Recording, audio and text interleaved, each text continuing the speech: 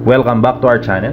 So pag-uusapan natin ang ating 2022 Yamaha SXR 155. So 1 month review. So ano bang pag-uusapan natin sa 1 month review? Unang-una, siyempre yung laging tanong ng ating mga subscribers or followers sa Facebook, yung reliability ng motor. Pangalawa is yung cost effective or yung pricing niya. So again, nabili ko to ng second hand, almost brand new, kasi nga dahil wala pang 1 year yung motor and below 3,000 pa nung nakuha ko yung odometer.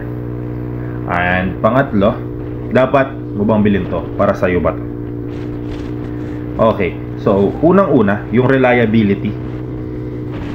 Masasabi ko is kaya ako binili si Yamaha SXR 155 is very reliable siya. Kasi galing na akong bumili ng brand new na R15. So wala naman ako naging problem doon sa R15. Gusto ko yung power niya.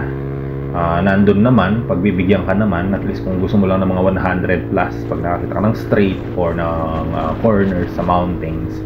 So pwedeng pwede, kayang-kaya naman niya. Hindi siya nahihirapan sa paahon. Or yun yung mga mabilisan na gusto mo ng biglang power na straight. So instant naman, 100 plus agad yung takbo niya. Third gear nakukuha ko ng ganon, almost 100, tapos mag-4th gear ako magwa 100 plus agad. Tapos yun, so very reliable. Hindi ko siya bini-baby kasi pagkabili ko yun, spoil na, rat-rat na. Kung makikita nyo doon sa hindi big bike, bike reveal or new bike reveal natin doon sa past video. So si engine, wala naman kayong magiging concern doon yung mismong pagkakabuo ng bike. Kasi si Yamaha, as we all know, siyempre matanda pa yan sa atin. Matanda pa sa nanay, tiyatay, tito natin. Kahit sa iba mga lolo't lola pa natin. Kasi 1950s gumagawa na ng motor si Yamaha. So, reliability sa engine, sa frame, sa quality ng mga switch, yung mismong motor, wala kang magiging problem. Kahit na medyo, siyempre hindi naman lahat binibaby yung motor. Katulad ko, hindi ko binibaby legit itong motor na to. Talagang kung paano ako magmotor, ganun lang. Hindi yung parang ayaw mo nang gamitin kasi baka may masira. So walang ganun. So reliability wise, 100%, I can advise na very reliable siya. Secondly, yung pricing niya, siyempre yung iba no? Ang price kasi nito is 168 brand new. Gano'n, nasa 178. Pero nakuha ko to second hand na. So kung bibili kayo ng second hand versus brand new, siyempre maganda naman kung sure na kayo doon sa motor. Alam nyo hindi na kayo magpapalit, okay na kayo dun sa ganung style ng motor. Kasi depende yan sa preference nyo. Okay na kayo dun sa ganung power ng motor, mag brand new kayo, hindi question yan. Pero sa tulad ko na mayat maya nagpapalit ng motor, kaya ako bumili ng almost brand new lang na Yamaha SXR 155.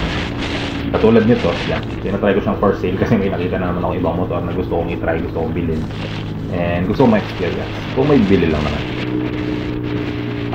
Sa second hand pricing niya, okay naman.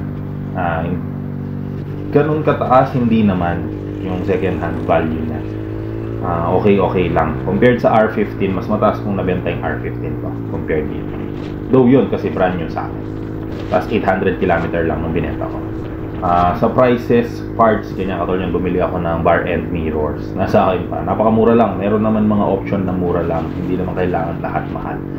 So, dun din papasok yung pangatlo na reason natin for the 1 month review. Pero bago yon, of course, for example, yung maintenance, yan, concern yan ng mga bumibili ng Yamaha SXR 155. Napakamura ng maintenance. Pwede kang, ikaw lang ang gumawa, bibili ka ng oil na 100 plus.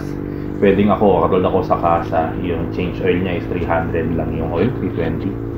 Tapos, doon kasi ako nagpapakasa, so free yung service ko.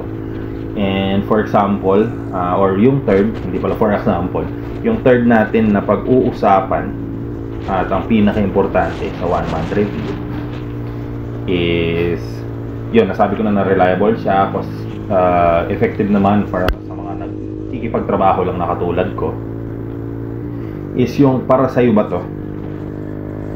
So kung mahilig ka sa mga classic na bikes and lagi kang may kasama nag-ride, napakasulit nito. Kasi kung mag-sports bike ka, mahirap, promise, masakit sa likod. Katulad itong ride na to nung weekends, One way nito is 110 pataas kilometers. So almost naka 250 ako sa odometer papunta pabalik. Yun yung dumagdag sa odometer ko, 250 plus kilometer. So isang ride lang yun. Punta kami 110 plus kilometer. Nagkape lang, kumain, tapos uwi na ulit. So from Bacolor yun to San Jose Tarlac. Packet yan ng bundok, kaya yung makikita nyo sa video yan na corner-corner ng konti. So, super nakaka-enjoy. Nag-install pala tayo ng full system, kaya yun sabi ko sa inyo, kung gusto nyo ng options na mura lang, na hindi mo bubutasin yung bulsa mo, so napakasulit nitong SXR 155. Actually kahit bumili kayo ng R15 kung may sports bike or naked bike MT-15, napakasulit kasi mura lang yung mga upgrades. Meron din tayong sound clip ng SC Project SC1, 30 seconds video lang yun sa shorts natin, pwede nyo panoorin. Yan, so para sa'yo to, mahilig ka sa power na classic look, yung hindi siya maluluma. So kung yung tindig niya, yan yung hanap nyo, ito yung number 1 beginner friendly kasi reliable siya, hindi mo siya kailangan i-baby. Mura siya, hindi naman mura na super mura. Mura siya para sa kaya niyang ibigay na magtatagal siya sa'yo. And yung power, makikipagsabayan ka naman. Katulad ito pauwi na to nung sa Clark kami, may kasabay naman ako na Triumph, yung 400cc nila na bago. Siyempre mas mabilis yun, of course, 40 plus horsepower yun. Pero hindi ka naman totally maiiwan, makakahabol at makakahabol ka pa rin. And yun, para sa'yo to, kung ganong klaseng riding yung gusto mo, mag-rides na medyo malayo-layo, na comfortable, very comfortable yung ergonomics niya, yung suspension, at napakatibay na motor. Yun yung Yamaha SXR 155 na 1-month review natin. So don't forget to subscribe and thank you for watching.